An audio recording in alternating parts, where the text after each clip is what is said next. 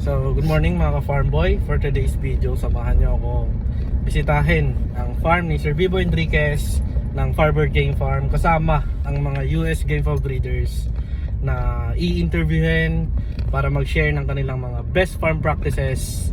At tara, samahan niyo ako.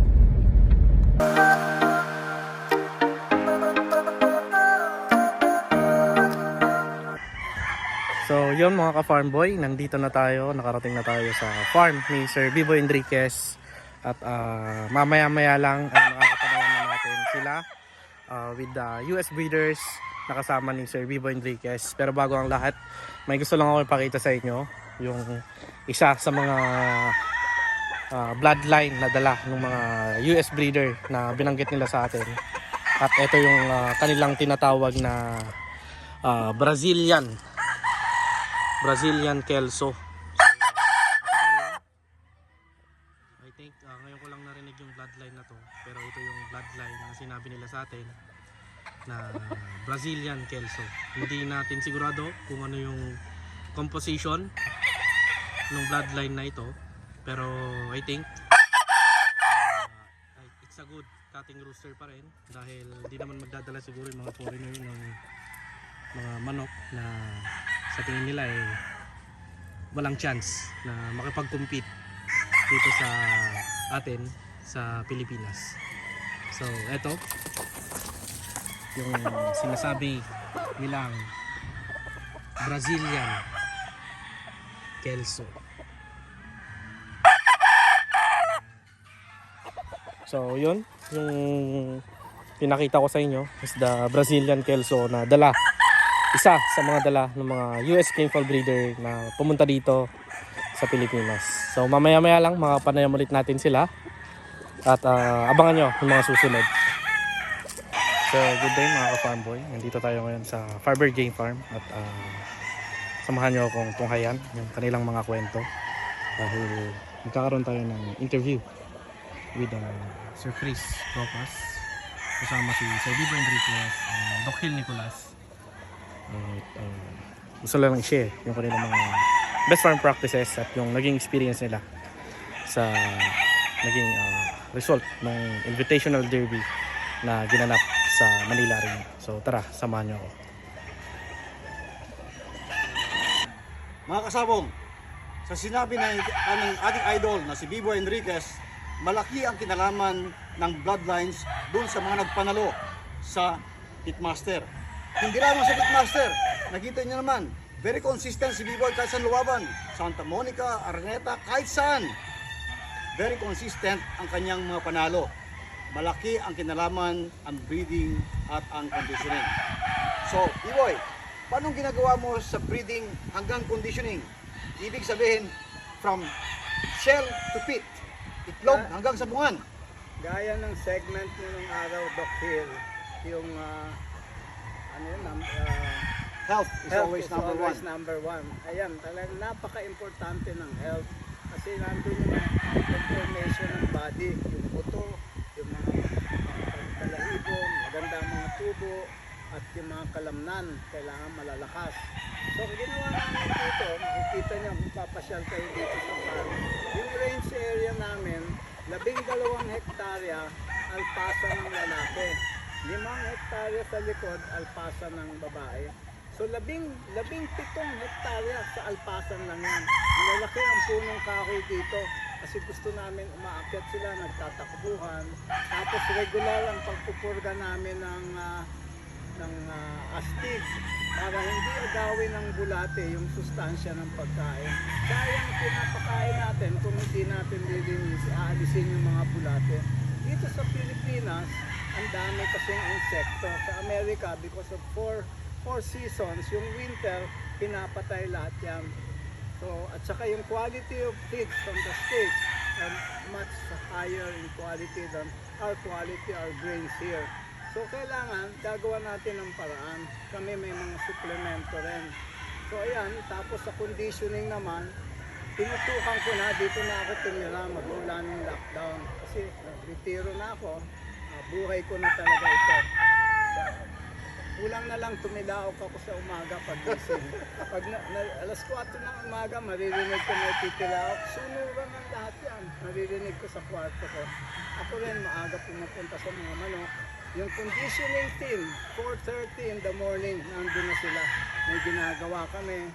Nasa libro ko lahat yan. Yung short spar, long spar, isang palo, awat. Para maging alerto sila at matutong umangat. Ang pagkukondisyon namin, kung makikita mo yung conditioning fly pens, 84 lahat yan. Yung wing power ang importante. Bilis, lakas ng palo, dala ng pakpak. Kaya nagka-cut-stop kami hanggang humingal. Yung hingal naman, parang mga atletang tao rin yan. Resistensya. Kasi nakikita nyo, pag nagbabasaan na, parang tumatalon lang hingal na hingal. Hindi na maipukul yung paa, mahihina yung pakpak. Kaya importante malalakas ang pakpak para sa pati resistensya. Para nandun pa rin yung lakas ng pitik ng paa, ng palo. So tinututukan ko yan. Walo yung conditioners namin dito. So talagang kailangan tutok, sipag, tiyaga. Yan ang paulit-ulit kong sinasabi sa kanya. Para akong coach nila. At sila yung mga basketball players. So yun ang sistema namin. Kung papasyal kayo, makikita nyo at mapag-usapan natin. At kailangan alam din ninyo humipo. Para sa ganun, alam nyo kung saan dadalhin yung katawan ng manok. Tapos pagpahinga na, drawing out of moisture. 3 days before the fight, inumpisa na namin. Kailangan puno at gumaang. Sa araw ng laban, nakatutok din kami. Tutok na tutok. Talaga yun ang pinaka-importante. Yung humidity and temperature, tinutugunan namin. Kasi hindi nagsasalita yung manok. Kaya puro kailangan malamig yung paa, yung mata namumula, yung mata nangingintab, at magandang ipot. So yun ang lahat yun, tinitingnan natin. Ang daming challenges, kaya sinasabi ko, basta maingat lang ako sa pagkain, kailangan masaya, hahaba talaga ang buhay ko dito. Napakalinis ng hangin. So iba talaga ang buhay dito. Aabot ako ng 105, yung sinasabi kong sinasabi. So, ayun na, madami na akong sinabi. At pag pumasyal kayo, madami kayong katanungan, andito ako. Gusto nyo umikot, welcome kayo. Kahit hindi bumili ng manok, gusto lang makita ang lugar namin. Itong mga tipi namin, pag summertime, pag simento, mainit. Sa latin nyo sa loob, mainit din. Pero ito, materialis namin, thermoplastic PVC. Mainit, hot, sa loob, hindi. So yung manok, presko. Kung mainit talaga, mainit din sa loob, para silang nasa pugon.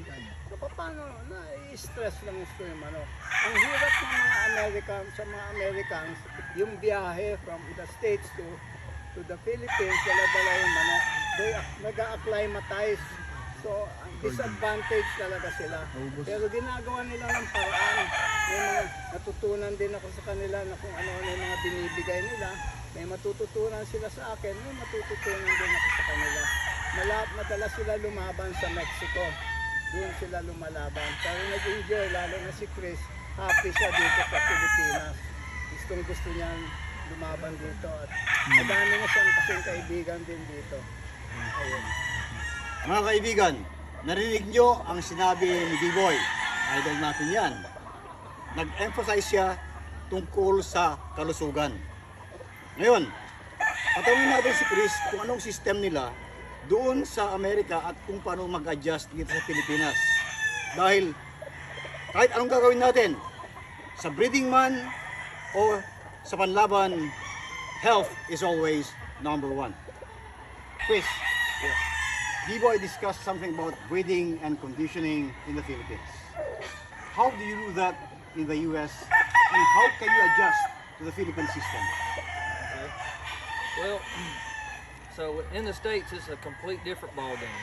A little bit more endurance, fights last longer, you know, so forth and so on. Same way within Mexico. Here, man, you have to have a healthy, athletic rooster, and I can't stress the health, and I didn't know anything he said, but I heard health. If I can take a mediocre healthy rooster and whip good bred so-so roosters all day long. You better have health. You can't point roosters that's not healthy. You can't show roosters that's not healthy. It will show up. You'll wilt like a wet flower. The conditioning aspect, you know, me myself, I move roosters a lot at home. I don't have real high flight pins and what have you, or I didn't back in the day. I had a little bit shorter, smaller facilities, but I believed in moving my rooster. Every rooster got moved 5 or 6 times a day. I had my hands on them 5 or 6 times a day. I wear gloves religiously. I wear like those brown jersey gloves because you'll rub all of the oil and scuff the feathers. I wear gloves all the time. Plus, I don't like getting bit. Starting out, you know, they want to bite on you a little bit, but they'll get over that. But as far as moving roosters, I'm natural. I feed natural. I condition as natural as possible. Keep my roosters as healthy as possible. I don't raise no more roosters than I can take care of pretty much myself. Like when I'm gone, my daughters and my son-in-laws, they take care of my chickens. I don't have one hired hand on my farm. So I raise what I can take care of myself. And I'm still competing at a pretty good level, you know, here, Mexico, a few other places. But like B-Boy said, and Doc, health is number one. So I don't care if you've got 300 or 30, take care of them. If you'll take care of them roosters, when the time's right, they're gonna take care of you. That's always been my motto. Thank you, Chris. You were champion in 2019 at the World Dishwasher Cup with a straight 9 points. You were runner-up in 2020.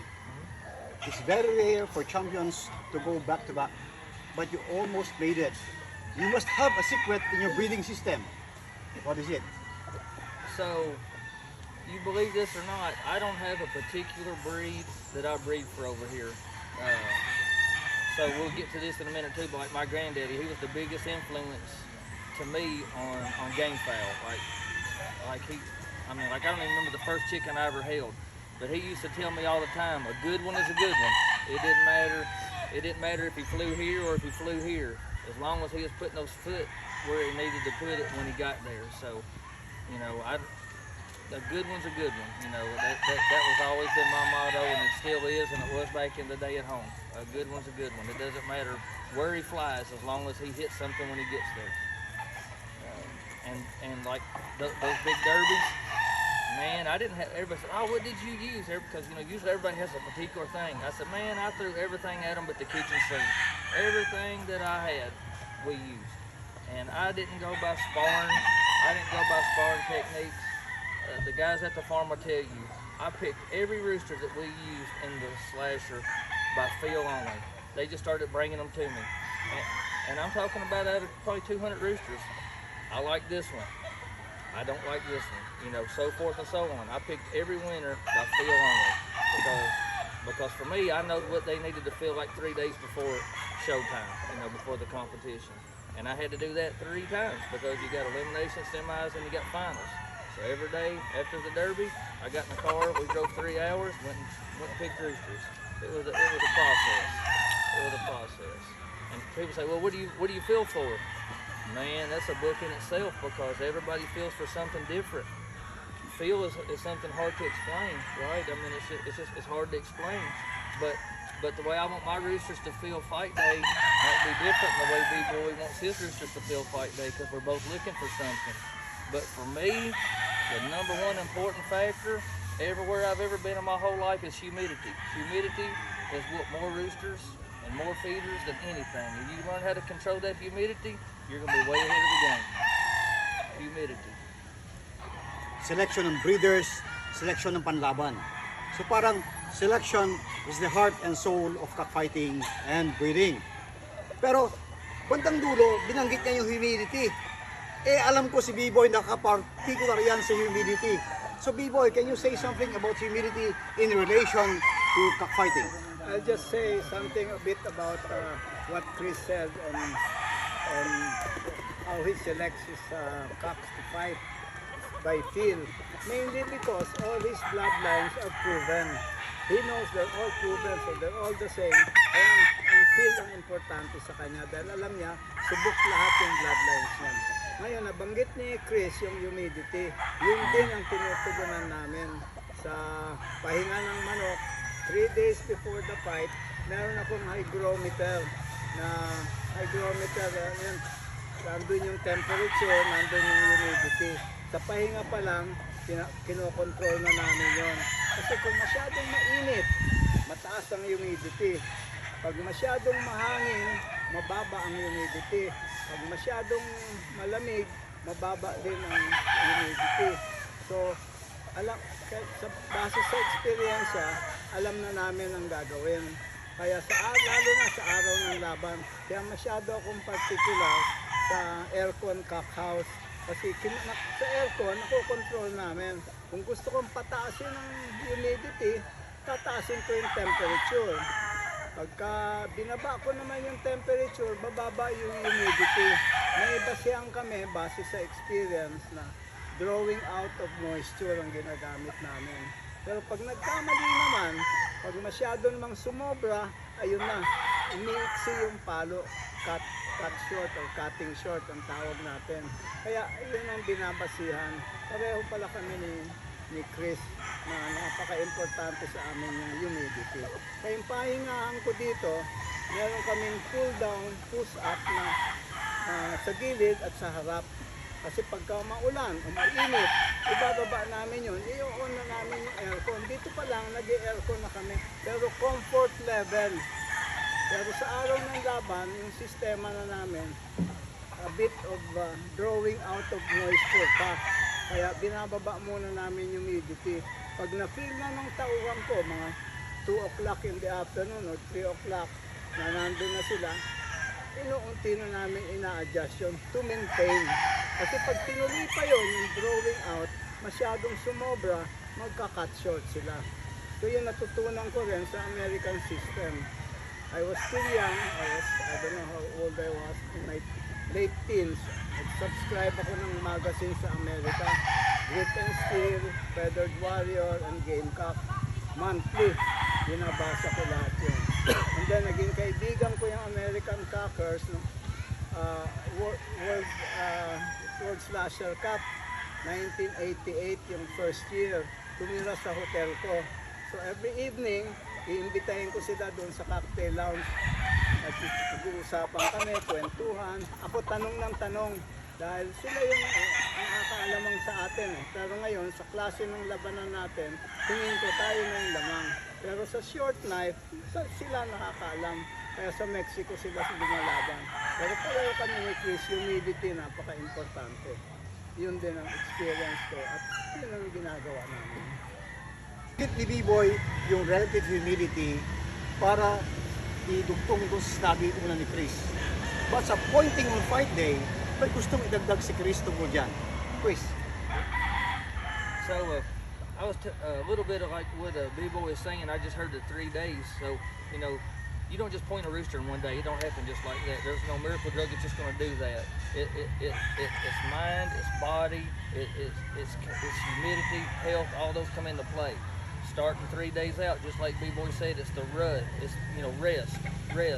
Me, I carb load, so they're getting more energy, putting out less energy. They're storing energy, just like an Olympic swimmer. You know, for me, no protein. I cut out all protein. Last 3 feedings, there's absolutely no protein. It's all carbs, and I feed them to empty them. So you know, I don't feed a lot less, but I feed a little bit less. But you feed something that they're going to pass. So in their mind, they're healthy. They're still satisfied. You know, you don't want to stress them too much, but you feed them something they're not going to hold. It's going to go through them. Therefore, come show day, you know, for me, I go by droppings a lot. I go by the firmness of their gut. I can tell all of that comes into play. And each rooster is individual. I don't care if they're full brothers. On fight day, you evaluate each rooster individually. When you're dropping them out, this rooster right here, he may have retained more moisture than this rooster. There's stuff you can pick him with to dry him up. There's stuff that you can give him to put a little bit of moisture.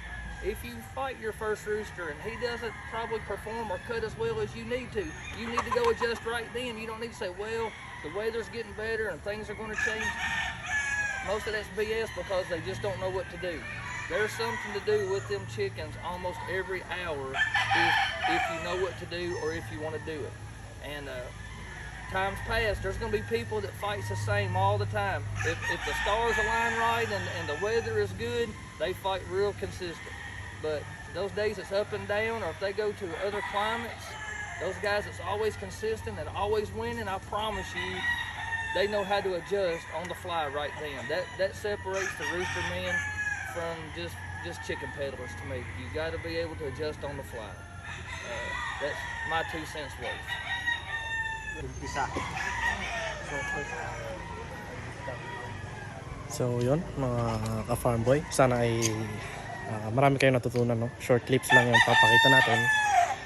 Pero sana marami kayong natutunan na binahagi na dagdag kaalaman ni Sir Vivo Enriquez and Sir Chris Copas. So yun lang, sana manood pa kayo sa mga susunod na videos. At thank you for watching.